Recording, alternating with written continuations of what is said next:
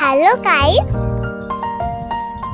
প্রথমে আমি ময়দা নিয়ে নিলাম, তারপর নুন নিয়ে নিলাম, তারপর অল্প একটু চিনি দিয়ে দিলাম, তারপরে আমি তেল দিয়ে দিলাম, তারপরে একটু মিক্সি নিয়ে নিলাম, মিক্স করে নিলাম। মিক্স করে নেওয়ার পর জল দিয়ে দিলাম, জল দিয়ে ভালো করে মেখে নিলাম। অনেকক্ষণ ধরে মাখতে হবে। তারপরে গোল গোল লেচি কেটে নিলাম।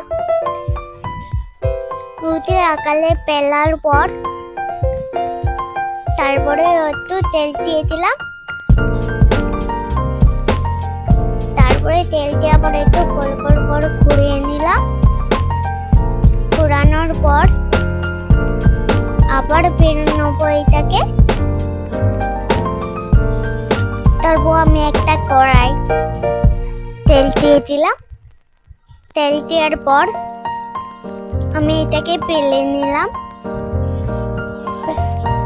বেলে নেওয়ার পর কড়াই গরম তেলে ছেড়ে দিলাম।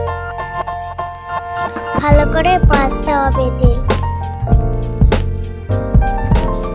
ভালো করে ভাজার পর আমি এটাকে তুলে নিলাম।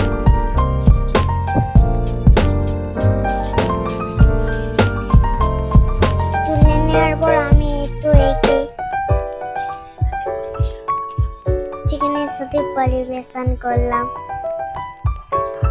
ওকে, বাই।